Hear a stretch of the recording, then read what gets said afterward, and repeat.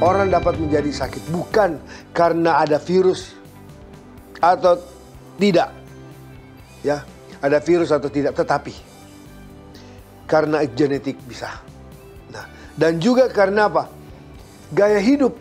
Ya, hidup sehat itu hati yang gembira, apalagi istirahat yang cukup, diet yang seimbang, kemudian udara yang bersih, pengendalian diri, sinar matahari, energi berolahraga,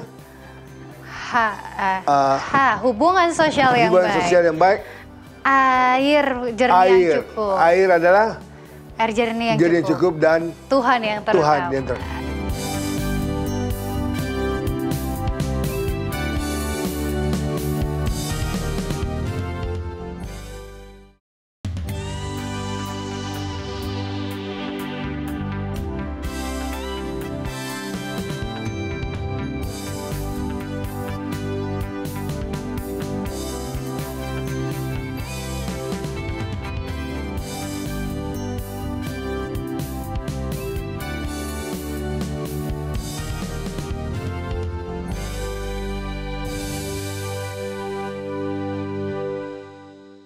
Shalom pemirsa Hope Channel Indonesia dimanapun berada.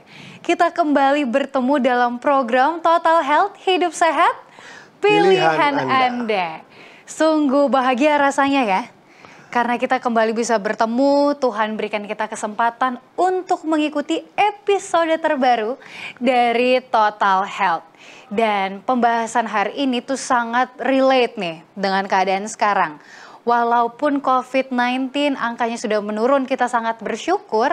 Tapi mulai sejak bulan Juli, mulai terjadi peningkatan kembali COVID-19. Khususnya di daerah-daerah kota besar seperti di Jakarta. Dan hari ini kita kembali akan bersama dengan Direktur Kesehatan Gereja Masehi Advent Hari ke-7 Uni Indonesia Kawasan Barat, yaitu Pendeta Jimmy Havelar. Halo Pendeta. Halo Gaby, shalom pemirsa dimanapun Anda berada. Puji Tuhan, kita boleh bertemu kembali. Dan seperti biasa, kalau sama Pendeta Havelar, kita akan selalu membahas tentang pola hidup sehat. Dan pola hidup sehat kali ini akan dihubungkan dengan imunitas. Seperti yang tadi kita sampaikan Pendeta, bahwa sepertinya sudah mulai banyak yang abai tentang imunitas nih. Betul. Mulai banyak yang acuh tak acuh karena COVID udah mulai turun dan mungkin saya udah pernah kena COVID, saya udah vaksin dan lain-lain. Sepertinya udah mulai mengabaikan pola hidup sehat lagi. Kita ingat di awal-awal pandemi ya Pendeta ya, semua orang berbondong-bondong cari makanan sehat, olahraga, berjemur supaya imunitasnya terjaga. Pendeta, sebelum kita masuk kepada hubungannya dengan imunitas, sebenarnya bagaimana sih peran pola hidup itu sendiri dalam kehidupan kita? Gap. Ya. Semua orang itu pasti ingin hidup sehat. Betul. Ya. Semua orang mau ingin hidup sehat, semua orang mau terhindar dari penyakit. Seperti Gaby katakan tadi bahwa begitu ada pandemi masuk, orang berbondong mulai olahraga, minum air hangat, kemudian berjemur. Karena mau apa? Mau sehat. Nah, mengapa? Sebab tubuh dan pikiran ini harus dijaga supaya selalu sehat. Ada hubungannya dengan apa? Supaya kualitas hidup kita, sekali lagi kualitas hidup kita bisa apa? Meningkat. Makanya kita jaga semua untuk itu. Nah, kalau kita lihat hubungan pola hidup dan imunitas itu sangat-sangat erat. Gaya hidup sehat, saya mau katakan, adalah sebuah komitmen. Jadi sebuah komitmen bukan hanya sebentar, tapi kalau komitmen itu jangka panjang. Ya, di mana kita harus menjaga atau melakukan beberapa hal agar kita mampu untuk apa? Kita mampu untuk mendukung program fungsi tubuh kita dengan baik sehingga berdampak baik bagi apa? Bagi kesehatan kita. Nah, bagaimana kita menerapkan gaya hidup sehat? Bagaimana kita bisa menerapkan pola hidup yang lebih baik? Supaya kita sehat, ada hal-hal penting yang harus kita jaga. Jadi menurut WHO, ya, menurut WHO ini atau Organisasi Kesehatan Dunia, dia katakan begini, pola makan tidak sehat dan kurang aktivitas fisik. Nah, ini dia merupakan faktor risiko kesehatan global yang utama. Jadi dua hal, makanya ada hubungannya dengan pola makan. Imunitas atau daya tahan tubuh kita ada hubungannya dengan pola makan kita, aktivitas kita, gaya hidup kita. Termasuk olahraga tadi, olahraga, berjemur dan sebagainya. Nah, jadi gaya hidup tidak sehat itu akan membuat tubuh kita rentan terserang dengan berbagai jenis penyakit atau berbagai jenis gangguan kesehatan. Baik, Pendeta. Banyak juga ya saran-saran pola hidup sehat di luar sana. Makannya harus begini, makannya harus begitu. Olahraga yang paling bagus menurut sebagian orang jalan kaki, sebagian orang lagi sukanya lari. Terus ada yang juga angkat beban. Sebenarnya bagaimana kita masing-masing pribadi itu menerapkan pola hidup sehat? Oke, menerapkan gaya hidup sehat atau pola hidup sehat ini tidak bisa asal saja atau sembarangan. Kenapa? Ini kita perlu sesuaikan dengan usia. Usia manusia, berapa sih usia kita? Jadi seperti saya contohnya. Dianjurkan usia di atas 50 tahun ke atas tidak perlu lagi lari. Jalan kaki sudah jauh lebih bagus. Kita berjalan. Kalau kita mau lebih rasa olahraga lebih berat sedikit, kita boleh berenang. Kita boleh naik sepeda. Kenapa? Kalau kita lari tumpuan di lutut ini itu agak berat. Apalagi kalau berat badannya lebih dari apa biasanya. Nah, jadi usia. Pengaruh yang lain adalah jenis kelamin. Gaya hidup sehat juga saya katakan tadi tidak sembarangan kita lakukan karena usia, jenis kelamin, ada juga aktivitas fisik yang mana kita membuat. Makanya saya katakan tadi, jalan kaki that's okay. Lebih baik daripada kita mau lari karena banyak hal yang kita bisa dapatkan. Tergantung juga yang berikut adalah kondisi kesehatan kita. Ada orang kondisinya tidak bagus untuk olahraga yang lebih berat. Tapi kalau dia olahraga cukup, jalan aja. Nah itu yang lebih bagus. Nah juga kondisi yang lain adalah bagaimana menerapkan gaya hidup sehat itu ada hubungannya dengan pola makan. Nah jadi itu yang harus kita hubungkan dengan gaya hidup sehat kita. Betul sekali. Tadi Pendeta singgung pola makan juga ya. Dan memang pola makan pada setiap orang itu tidak bisa disamakan. Kebutuhan energinya berbeda, wanita dan pria beda. Berbeda usia, beda kebutuhan, beda juga aktivitas fisik, beda kebutuhan makannya. Tentunya mereka yang kerjanya sehari-hari duduk di belakang meja, orang kantoran, punya kebutuhan yang berbeda dengan mereka yang berkebun, mereka yang pekerjaannya menggunakan fisik lebih banyak. Ada juga orang yang olahraganya seminggu sekali sama olahraga 5 kali seminggu, beda juga kebutuhannya Pendeta ya. Oke, dan sekarang masuk kepada bagaimana hubungannya pola hidup dengan daya tahan tubuh? Sebenarnya daya tahan tubuh atau sistem imunitas itu apa Pendeta? Daya tahan tubuh atau imunitas ya. Nah bagaimana itu? Nah ini benteng. Benteng pertahanan tubuh kita itu adalah imunitas kita. Benteng yang pertama sebagai benteng bisa menangkis berbagai kuman penyebab infeksi yang masuk. Jadi penyakit-penyakit yang masuk. Jadi kalau kita punya daya tahan tubuh kuat, kita punya imunitas tubuh yang kuat, maka itu benteng pertahanan manusia. Benteng pertahanan kita. Nah, tapi bila daya tahan tubuh kita tidak, kuman sangat apa? Mudah untuk masuk dan kita mudah untuk apa? Sakit. Nah, jadi kalau kita mempunyai daya tahan tubuh yang bagus, kemudian kita punya daya tahan tubuh yang kuat, maka kita dapat melindungi tubuh kita dari apa? Berbagai macam jenis penyakit. Nah, bagaimana kita menjaga daya tahan tubuh ini menjadi pertanyaan. Bagaimana kita bisa menjaga daya tahan tubuh kita? Apa yang dapat kita lakukan? Bagaimana kita menerapkan pola hidup sehat? Itu yang harus kita lakukan. Bagaimana itu Pendeta? Pola hidup sehatnya? Jadi bagaimana kita bisa jaga daya tahan tubuh kita yang bagus? Bagaimana kita terapkan pola hidup sehat? Ada banyak. Ada istilah hidup sehat, ya. Ada istilah hidup sehat. Ada istilah new start. Ada istilah banyak istilah yang lain.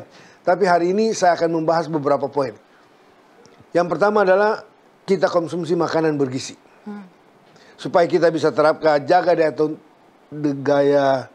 daya tahan tubuh kita. Kita harus jaga, kita terapkan pola hidup sehat dengan makanan yang bergizi. Yang kedua, kita perlu energik berolahraga. Berolahraga. Nah, nanti kita akan bahas olahraga itu bagaimana. Kemudian yang lain adalah kita perlu kelola stres. Kenapa? Karena kalau kita stres itu banyak penyakit akan datang. Kita harus lakukan hal yang positif. Kelola stres supaya kita nggak stres. Yang berikut adalah istirahat yang cukup. Ini juga sangat berpengaruh dengan pola hidup kita. Istirahat yang cukup, karena kalau kita kurang istirahat, banyak juga penyakit yang akan datang. Akan merusak kita punya benteng pertahanan tubuh ini. Air jernih yang cukup, air minum. Kemudian yang berikut adalah sinar matahari. Ini beberapa poin yang sangat penting yang berhubungan dengan bagaimana menjaga daya tahan tubuh kita dapat lebih kuat. Terima kasih Pendeta. Dari sekian banyak pola hidup yang bisa kita lakukan, ada setidaknya beberapa hal yang sangat erat hubungannya dengan imunitas ya Pendeta. Ya. Bagaimana dengan ini Pendeta? Saya makan bergizi aja cukup deh, nggak usah olahraga. Saya kan makannya nggak banyak. Atau misalnya saya yang penting udah olahraga dan jaga makanan.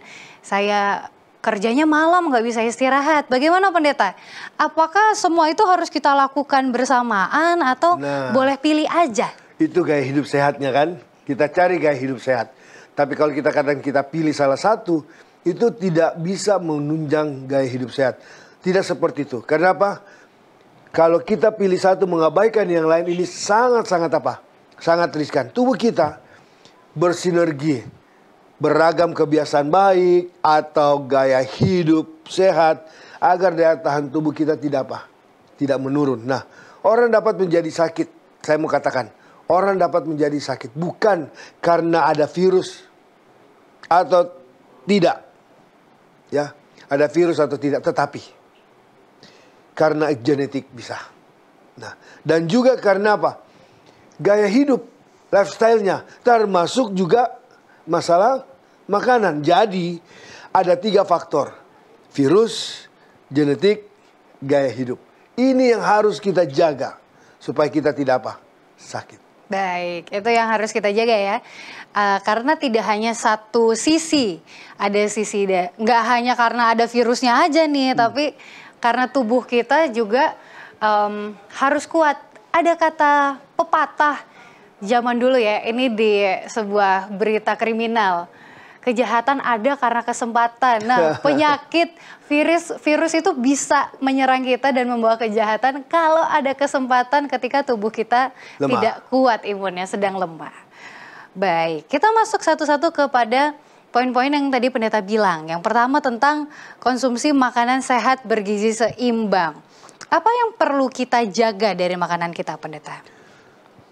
Tentang makanan gizi yang seimbang. Ini memang agak sukar ya, agak sulit untuk diterapkan. Banyak orang sukar untuk terapkan ini. Padahal ini sangat penting untuk menjaga kita punya tubuh. Apa yang kita masukkan, asupan gizi yang kita masukkan itu sangat penting. Termasuk di dalamnya ada proteinnya, ada karbohidratnya, ada lemaknya, ada mineralnya, ada vitaminnya. Sebenarnya 6, ada air yang cukup untuk. Jadi ini yang sangat penting. Nah, dan hal ini sangat vital, saya mau katakan sangat vital supaya tubuh kita bisa bertumbuh kembang dan menjalankan fungsinya dengan dengan baik. Jadi kalau kita bisa jaga itu dengan maksimal, wah luar biasa. Tidak hanya itu, tentang makanan, cara pengolahan juga perlu. Ya, cara pengolahan makanan itu wajib kita perhatikan sehingga tidak merusak zat gizi yang ada di dalam makanan itu. Nah, sama saya katakan bahwa kalau kita masak sayur, kalau kita belajar tentang asam dan basa makanan, kita masak sayur berlebihan sampai lebih, ada orang bilang karena ini opa-opa atau mbah-mbah yang mau makan atau opung-opung yang mau makan harus sampai lunak lemes. Itu sudah basa jadi asam. Sekarang kita tidak perlu seperti itu. Dalam tubuh kita keperluannya hanya 20%. Jadi mengolah makanan pun harus kita kita jaga untuk itu. Bagaimana dengan ini pendeta? Kalau merubah pola makan itu kan tidak mudah. Bagaimana kalau kita susah sekali nih mau merubah kebiasaan yang lama, misalnya jarang makan sayur, terus lebih sering beli makanan-makanan jadi, beli makanan-makanan yang udah diproses. Bagaimana caranya pendeta? Sebenarnya yang pertama adalah kita perlu catat apa yang kita makan, apa yang kita konsumsi.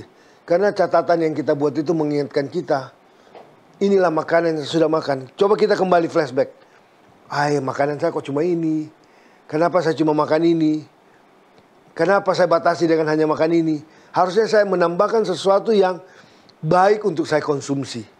Sehingga itu lebih baik, lebih bisa saya gunakan, lebih membuat saya lebih sehat. Dan kita perlu hindari efek negatif dari mengkonsumsi makanan-makanan di luar. Banyak efek-efek negatif yang bisa terjadi karena makanan-makanan jadi yang kita banyak konsumsi. Jadi untuk menjalani hidup sehat, setidaknya saudara, kita harus mengkonsumsi buah, sayuran. Di samping kalau saudara masih makan daging, makanlah tapi sedikit. Ya, tapi saya anjurkan kalau boleh kita tinggalkan makanan-makanan daging. Tapi kita butuhkan juga sumber karbohidrat yang lain. Ya, bukan hanya di mana. Di nasi atau daging dan sebagainya. Kita butuh sumber karbohidrat yang memang lebih baik. Jadi itu yang kita harus buat untuk itu. Nah, saat gizi kembali yang kita butuhkan untuk tenaga, untuk memberikan tenaga, untuk memberikan kepada kita pertumbuhan dan mengatur fungsi adalah ada berapa hal. Ada karbohidrat, saya sudah sebutkan tadi, ada karbohidrat, ada lemak, ada protein, ada mineral, ada vitamin. Dan karbohidrat itu kalau kita perhatikan di situ karbohidrat ada untuk sumber tenaga. Sumber tenaga kita ada 3 di situ. Ada karbohidrat, ada lemak, ada protein. Kemudian untuk yang berikut adalah pertumbuhan. Untuk pertumbuhan adalah kita butuh protein dan mineral. Ada satu lagi, ada 3 hal ya. Tenaga, pertumbuhan, dan pengatur.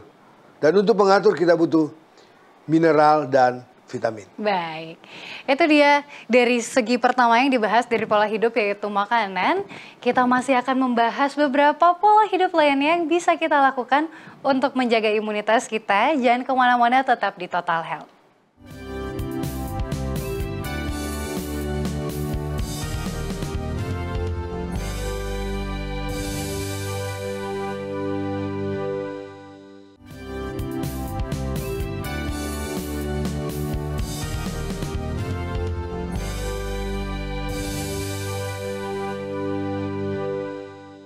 Kita kembali lagi di program Total Health dan masih membahas bagaimana pola hidup berhubungan dengan imunitas.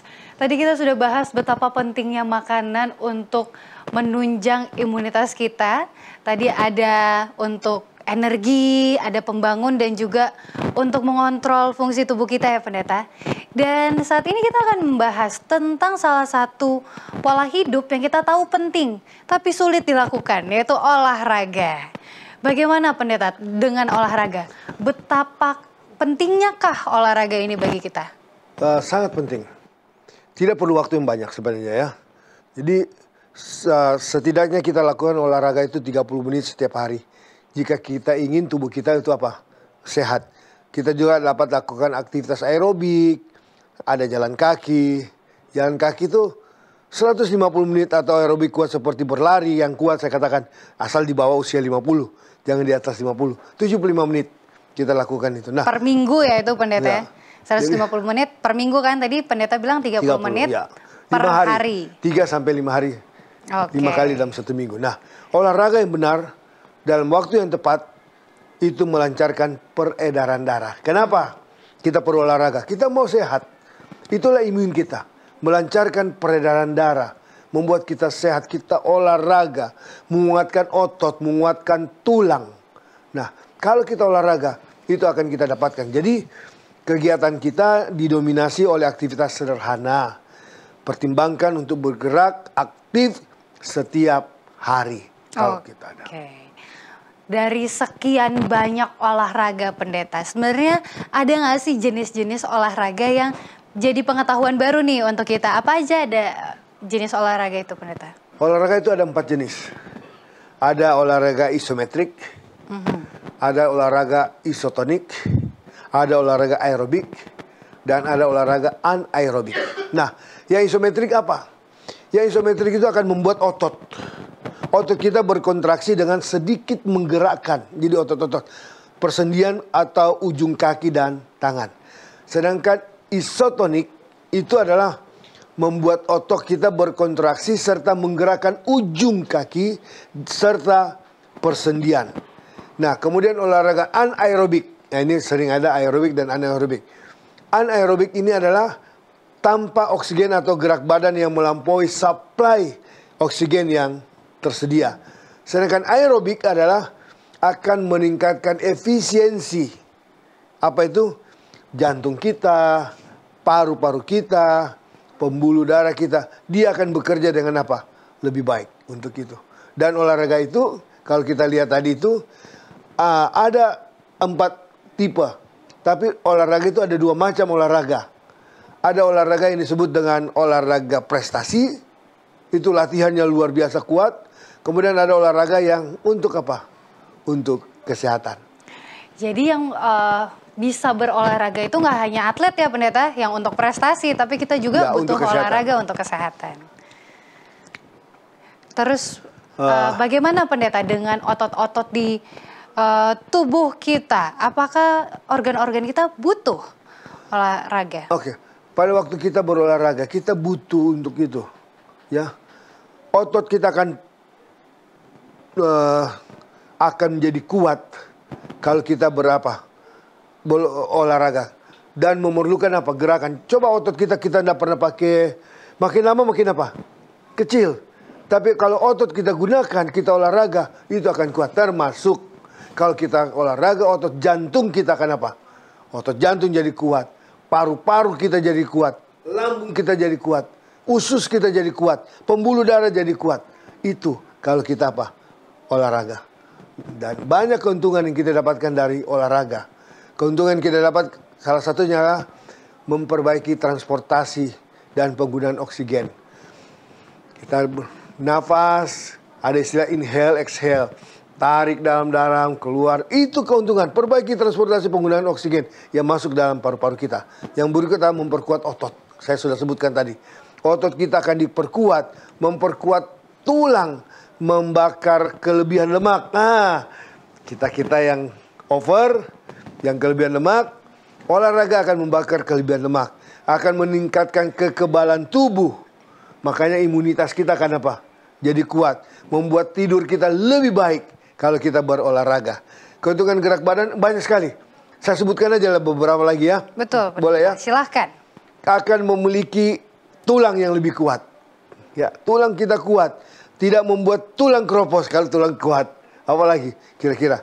Tekanan darah kita akan apa? Yang rendah jadi naikkan. Tekanan massa tulang kita akan bertambah. Kemudian peredaran darah akan lebih baik. Tadi tekanan darah rendah jadi naik. Tapi kalau tekanan darah yang tinggi, dia akan apa? Turun. Jadi inilah kelebihan olahraga. Akan meningkatkan imunitas tubuh kita. Jadi daya tahan tubuh kita akan lebih kuat. Dan bukan hanya itu. Sel darah putih, limfosit kita akan menjadi apa? Naik. Nah, peredaran darah kita akan lebih apa? Lebih baik. Beta endorfin. Nah, salah satu yang paling penting. Beta endorfin akan diproduksi menyebabkan natural killer sel bertambah kuat. Kenapa? Kalau natural sel kita bertambah kuat, natural killer sel kita bertambah kuat, yang terjadi adalah akan menolong untuk memakan sel-sel kanker yang ada. Jadi ini luar biasa. Olahraga juga menurunkan kolesterol yang jahat, LDL. Akan diturunkan karena kita olahraga. Tapi jangan salah, HDL kolesterol yang baik akan apa? Akan ditingkatkan lebih tinggi. Satu lagi, kelebihan olahraga adalah akan memperbaiki kualitas hidup kita. Ya, memperbaiki kualitas hidup kita. Dia membakar lemak yang berlebihan di dalam tubuh. Baik, itu banyak sekali ya keuntungan dari olahraga. Nggak hanya untuk sebagian orang untuk membentuk badan agar lebih langsing, tapi banyak sekali manfaat kesehatan yang bisa kita dapatkan. Tadi menarik sekali tentang endorfin ya Pendeta. Kita kalau olahraga menghasilkan banyak sekali hormon-hormon yang menunjang kesehatan dan mood kita. Ada serotonin, dopamin, dan salah satunya endorfin yang tadi Pendeta sudah bahas.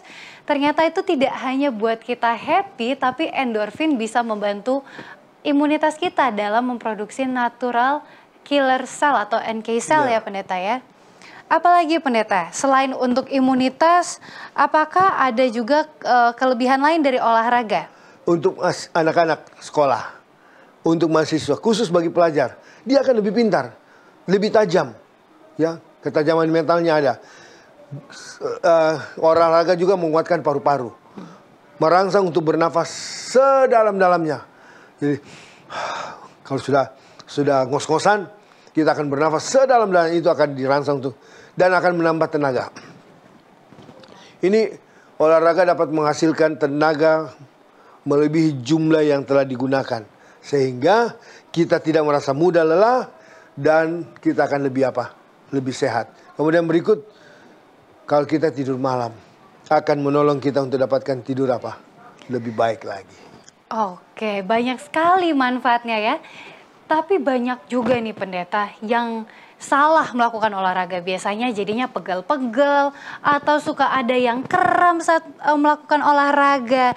Sebenarnya ada tahapan yang bisa dilakukan nggak sih Pendeta supaya olahraganya ini menghasilkan manfaat yang baik dan mengurangi cedera?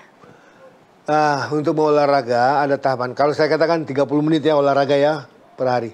Contohnya, bagaimana saya berolahraga? Pemanasan dulu 5 menit. Kita buat pemanasan 5 menit. Setelah pemanasan 5 menit, kita masuk kepada latihan inti 20 menit. Baru masuk kepada pendinginan 5 menit. Jadi itu ada pemanasan, masuk latihan inti kalau kita mau senam atau kemudian ada pendinginan 5 menit. Jadi itu ada tahap-tahap olahraga yang bagus. Nah, kemudian ada istilah di dalam olahraga. Istilahnya adalah FIT. F-I-T. F itu frekuensi. Berapa kali sih? Nah, saya anjurkan tadi 3-5 kali seminggu. Kalau itu 150 menit, berarti kalau bagi 3, ya sekian. Nah, kalau bagi 5, 30 menit per hari. Itu frekuensinya. Kemudian intensitasnya, kualitasnya, kondisinya bagaimana, intensitasnya. Tergantung umur. Ya, umur kita bagus, umur kita lebih baik, kita akan lakukan lebih kuat. Nah, kemudian tempo. T-nya itu tempo. Berapa lama sih? Berapa lama kita berolahraga? 30 menit. Minimal itu kita lakukan setiap latihan. Jadi kalau 30 menit, oke. Janganlah olahraga juga berlebihan. Olahraga berlebihan akan membuat kita juga susah. Ya. Jadi harus kita jaga intensitasnya, temponya, dan frekuensinya. Mantap sekali. Ada singkatan baru ya. Tadi FIT, frekuensi, intensitas, dan juga tempo atau time. Kemudian ini masih banyak nih Pendeta yang bisa kita gali tentang olahraga. Salah satunya bagaimana supaya olahraga kita itu efektif. Apa syaratnya untuk berolahraga? Syaratnya adalah gerakan banyak otot. Jangan olahraga cuma gak gerak. Gerakan banyak otot. Gerakannya harus berirama. Jadi kalau senam kan ada, contoh senam itu ada iramanya. Kemudian olahraga harus secara teratur. Jangan hari ini saya mau olahraga, besok tidak, lusa tidak, minggu depan saya olahraga. Jadi tidak teratur. Dan kalau kita mau olahraga, kita harus capai denyut jantung. Kita tes dulu denyut jantung kita pertama. Berapa? Setelah itu kita akan dapatkan denyut jantung setelah olahraga berapa. Nah, saya kemarin ikut senam, tes. Denyut jantungnya berapa? Wah, 72. Setelah saya olahraga, denyut jantungnya berapa? Sudah 100 lebih. Luar biasa. Saya dapatkan sekitar 108 atau 100 berapa. Jadi dia meningkat karena memang olahraganya kita betul-betul berolahraga. Itu yang kita harus lihat. Itu syaratnya untuk berolahraga. Oke, ini bukan syarat untuk memulai olahraga ya, tapi syarat supaya olahraga itu dianggap sebagai olahraga yang efisien untuk kita. Ya. Kemudian bagaimana caranya kita pilih olahraga Pendeta? Misalnya saya sukanya jalan aja, saya nggak suka nge-gym. Ada sebagian orang yang saya lebih suka olahraga Zumba di rumah. Bagaimana cara kita memilih? Apakah semua ada satu olahraga yang seragam untuk semua orang? Tidak ada yang seragam. Ya, tidak ada yang seragam. Jadi pilih jenis olahraga yang kita gemari. Saya suka olahraga apa sih? Saya suka olahraga jalan sekarang ini. Kalau dulu main bola kaki, naik sepeda, berenang, karena saya tinggal di dekat pantai. Tapi sekarang tidak lagi. Jalan kaki yang terbaik bagi saya. Kalau ada kolam renang, ya saya berenang, sekali-sekali berenang. Nah, kita bisa pilih olahraga apa yang kita gemari, itu poin pertama. Poin yang kedua adalah yang dapat kita lakukan sendiri. Kita harus lakukan itu, tanpa harus bergantung kepada orang lain. Saya lakukan sendiri. Kalau saya jalan kaki, nggak mungkin saya bergantung sama Gaby. Saya mau jalan, oke saya jalan. Nah, kecuali kalau orang tidak bisa jalan, mau jalan, nah itu harus bergantung sama orang lain. Jadi, kita gemari, kita lakukan sendiri. Kemudian, ambil waktu berolahraga di bawah sinar matahari. Itu sangat penting.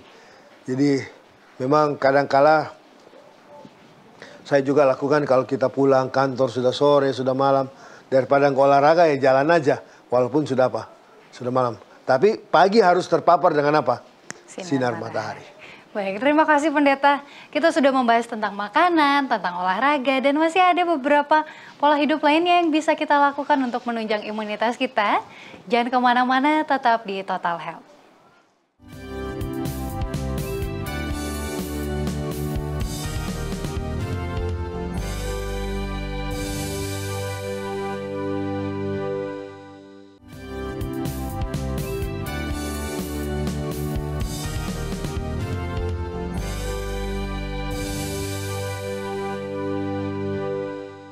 Kita kembali lagi di Total Health dan masih membahas pola hidup untuk imunitas. Tadi kita sudah bahas tentang makanan, tentang olahraga, dan sekarang ini salah satu yang paling penting menurut saya, tentang stres. Ya. Manajemen stres. Kalau saya pribadi Pendeta, ketika ada stres atau ada tekanan yang cukup besar, biasanya mudah sakit. Dan biasanya terhubung juga, saya pernah punya pengalaman autoimun, jadi itu bikin skin rash di kulit saya ya. Kalau stresnya muncul, wah itu langsung muncul di kulit gangguannya. Nah, seberapa penting stres ini untuk menjaga imunitas kita? Mungkin lebih kepada pengelolaan stresnya Pendeta, silakan. Jadi tidak bisa kita pungkiri. Stres termasuk salah satu hal yang harus kita hindari. Ya, itu stres yang harus kita hindari supaya kita memperoleh kesehatan yang maksimal. Dan memang beban hidup yang ada sering berat. Ya banyak beban hidup kita. Tapi kita harus bisa menghindari. Pertanyaan, bisakah saya menghindari stres? Bisakah kita hindari stres? Kita lihat dulu apa sih stres itu sebenarnya? Apa itu stres? Stres adalah ketegangan tubuh. Ketegangan tubuh atau mental disebabkan oleh faktor jasmania, faktor kimiawi, faktor emosi. Itu dari The American Heart Association. Jadi kalau saya menyimpulkan, stres adalah setiap situasi yang menuntut adaptasi. Apapun itu. Selalu menuntut adaptasi, itulah stres. Jadi kita bisa lihat. Jadi kalau kita tanya, apakah stres bisa dihindari? Saya mau kasih satu jujur seperti ini. Dikatakan begini, di dunia ini tidak ada yang pasti kecuali ketidakpastian. Dan tidak ada yang tetap kecuali perubahan itu sendiri. Jadi kita bisa lihat bagaimana stres itu luar biasa. Nah, bagaimana tingkat daya tahan tubuh kita, tingkat daya tahan seseorang, imunitas tubuh kita berhubungan dengan ini. Mari kita lihat. Nah, penderitaan yang dialami atau stres itu bisa datang ada 4 hal. Ya, yang pertama, tingkat daya tahan seseorang terhadap penderitaan ada 4 hal. Yang pertama adalah intensitas dari penderitaan itu. Berapa banyak intensitasnya? Berapa kali dia datang? Kemudian berapa lama itu berlangsung? Yang ketiga adalah sumber daya penyelesaian seseorang itu bagaimana? Bagaimana kita bisa menyelesaikan diri? Dan yang keempat adalah bagaimana persepsi kita terhadap penderitaan yang kita alami. Jadi stres dalam kehidupan kita tahu ada banyak, ya. Ada krisis-krisis yang kita hadapi. Maka itu akan membuat jenis stres ada dua kan? Jenis stres ada dua. Tapi krisis yang membuat kita stres adalah ada krisis kesehatan jasmani, ada krisis pernikahan, orang mau menikah juga krisis. Kemudian konfrontasi anggota keluarga dengan orang-orang yang dicintai di rumah, kemudian ada krisis tujuan hidup atau krisis pekerjaan. Nah, kemudian ada krisis keuangan dan lebih parah lagi ada krisis spiritual. Nah, ini perasaan kita yang terpisah daripada siapa? Tuhan. Nah, saya katakan tadi ada dua macam stres. Ada yang disebut dengan stres negatif, yaitu yang kita sebut dengan distress. Sedangkan stres positif kita sebut dengan eustress. Nah, yang membedakan adalah bagaimana seorang menanggapi stresor yang dihadapi. Nah, stresor itu adalah penyebab stres. Bagaimana kita bisa hadapi ini? Saya kasih contoh. Di Jakarta, kalau saya keluar rumah jam 7 mau ke kantor, maka saya akan stres di jalan. Satu, waktu sudah mepet. Tapi lebih stres adalah karena macet, karena sudah terlambat keluar. Tapi kalau saya tahu itu tidak bisa tiba tepat waktu di kantor, saya harus berangkat dari rumah 1/4 jam lebih awal. Sehingga saya agak enak di jalan, tidak macet di jalan, tiba di kantor tepat pada. Jadi stresornya saya tahu apa. Stresornya macet, saya harus berangkat lebih awal. Jadi sehingga tidak muncul distress, ya, atau stres negatif, tapi yang adalah stres positif. Nah, itu yang kita bisa lihat. Stres adalah penyebab dari apa? Penyakit jantung. Ini berat. Stres bisa menyebabkan penyakit jantung, menyebabkan hipertensi, menyebabkan stroke. Yang mana adalah penyebab utama dari kematian di dunia ini. Di dunia barat khususnya. Nah, stres juga adalah faktor penting. Saya mau katakan faktor penting penyebab penyakit-penyakit autoimun. Contohnya rheumatoid arthritis. Itu muncul karena stres. Lupus yang disebut lupus eritematosus itu dari apa? Dari stres. Kemudian ada juga penyakit yang lain, miastenia gravis. Itu karena apa? Karena stres. Jadi bahkan di stres negatif ini adalah satu faktor di dalam kematian akibat kekerasan seperti kecelakaan, bunuh diri atau pembunuhan. Kalau dia di stres, wah, stres negatif dia bunuh diri atau dia kecelakaan dan sebagainya. Ini faktor di dalam kematian akibat kekerasan, contohnya itu ada. Itu karena stres. Jadi kita lihat di sini ada beberapa penyebab stres negatif. Distress. Ya kalau Gaby perhatikan, yang pertama saya katakan kegagalan mengatur waktu. Contoh saya katakan tadi, gagal mengatur waktu. Penyebab yang kedua adalah ketidaksabaran. Kita akan menjadi stres negatif, tidak sabar. Tidak ada apa-apa, kita tidak sabar. Kemudian yang ketiga, meningkatnya frekuensi atau cepatnya perubahan terjadi. Perubahan terjadi membuat kita apa? Stres. Kemudian pencahayaan atau kebisingan. Jadi kalau kita mau tidur, bisa membuat stres karena apa? Terang, lampunya, pencahayaannya ada, kemudian bising. Nah, saya di rumah kalau mau tidur, Ibu Haflar selalu pakai tutup mata kalau saya masih pasang lampu. Kenapa? Karena cahaya. Nah, harus matikan lampu. Nah, itu membuat distres kalau tidak. Kemudian yang berikut adalah media berita. Apa artinya? Banyak berita-berita yang masuk jam. Makanya kalau kita mau tidur jangan lihat WA. Media berita kadang membuat kita apa? Distres, stres negatif. Yang berikut adalah ambisi. Ambisi membuat kita stres negatif. Anak-anak di dalam keluarga bisa membuat stres negatif atau menjadi lebih tua. Untung saya tidak merasa lebih tua walaupun umur bertambah. Ya, umur bertambah tapi saya mau tetap merasakan, ya beginilah. Kita harus mengerti sudah hidup begitu. Menjadi lebih tua ya sudah waktunya tua ya memang harus tua. Jangan membuat kita apa? Stres. Kemudian membuat distres adalah stres negatif adalah penyakit-penyakit kronis. Ada penyakit-penyakit kronis. Kemudian yang berikut adalah kematian. Nah, kematian orang-orang terkasih. Iya. Nah pertanyaannya, apa yang bisa saya lakukan untuk menghadapi apa? Stres. Ini pertanyaan. Kira-kira kalau saya tanya, Gaby, apa yang bisa kita buat untuk hadapi stres negatif? Kalau saya yang biasanya membuat saya stres adalah karena saya nggak tahu kenapa saya stres. Tidak dapat di stresornya? Nggak tahu, itu kayak mumet kepalanya, kayak banyak banget pekerjaan, banyak banget hal-hal yang terjadi. Jadi saya nggak tahu apa yang membuat saya bete atau membuat saya merasa tertekan pada saat itu. Jadi apa yang harus kita lakukan menghadapi stres ini adalah, pertama, seperti Gaby alami adalah kita harus tahu stresornya. Apa penyebab stres? Kita harus tahu stresornya.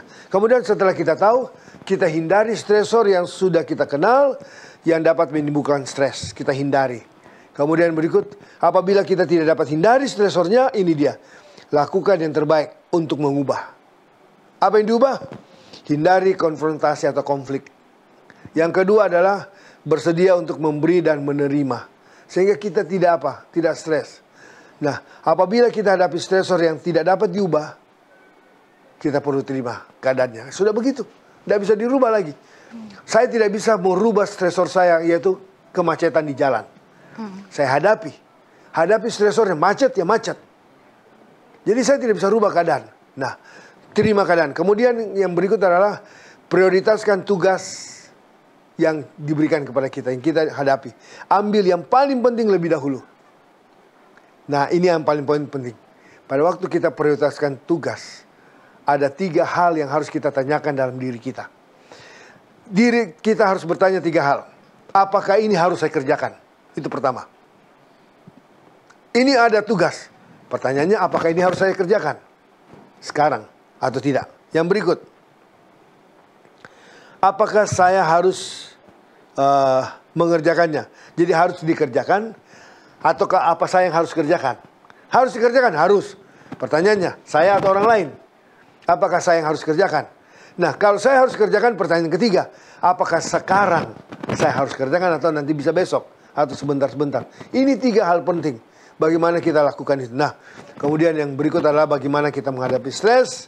Kembali, buatlah program kebugaran tubuh, hidup sehat, atau program New Start.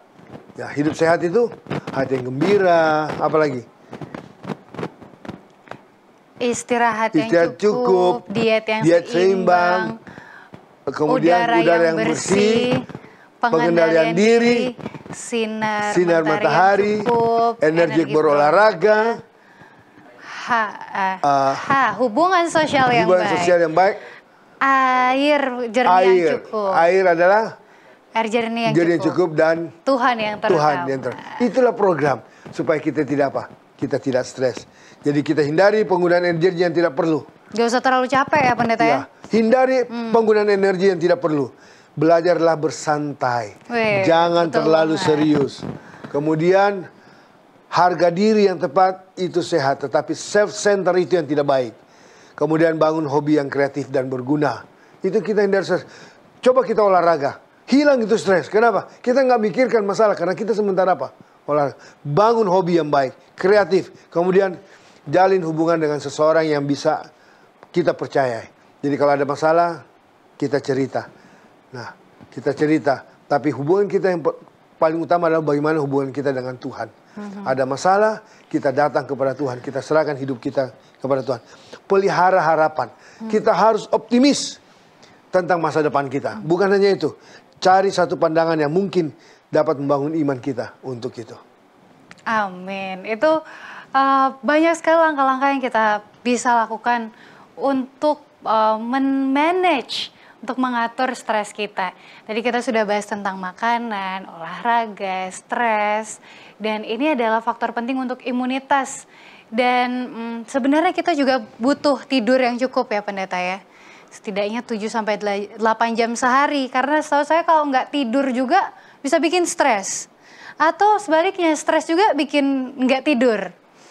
Gitu. Sayang sekali waktu juga yang memisahkan kita. Banyak sebenarnya pola hidup lain yang tadi kita udah sebutkan dalam hidup sehat. Tidak hanya 3 hal yang kita bahas hari ini, tapi seluruh faktor-faktor di hidup sehat itu bisa membantu kita untuk menjaga imunitas kita. Pendeta. Kita butuh untuk tidur istirahat yang cukup. Ya paling tidak mata kita bisa tenang. Ya ada 2 macam, ada REM, ada dengan non-REM. Nah kita tidur dengan baik sehingga kita bisa lebih sehat. Imunitas kita akan lebih kuat. Sinar matahari juga kita harus gunakan dengan baik. Minum juga harus dengan baik. Dan terkait tidurnya ini sedikit sebelum kita closing. tidur itu adalah momen di mana tubuh kita memperbaiki diri kita, merefresh diri kita, termasuk juga sel-sel imun kita ya Pendeta.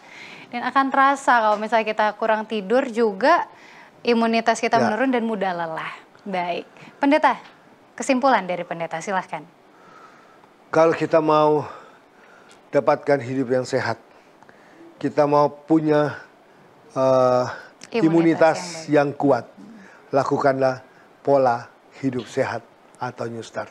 Sehingga daya tahan tubuh kuat dan kita tetap sehat. Amin. Tidak bosan-bosan dari setiap episode Total Health ya. Apalagi yang Pendeta Haflar selalu bawakan dan tekankan pola hidup sehat untuk imunitas, untuk penyakit-penyakit lainnya, untuk menjaga kebugaran diri. Lakukanlah pola hidup sehat. Kita akan kembali membahas pola hidup sehat dan juga hubungannya dengan kesehatan kita di episode-episode selanjutnya yang tentunya juga akan menarik. Pada episode ini juga sangat menarik. Terima kasih Pendeta. Terima kasih. Semoga sehat selalu dan semangat dalam pelayanannya. Terima kasih Gaby.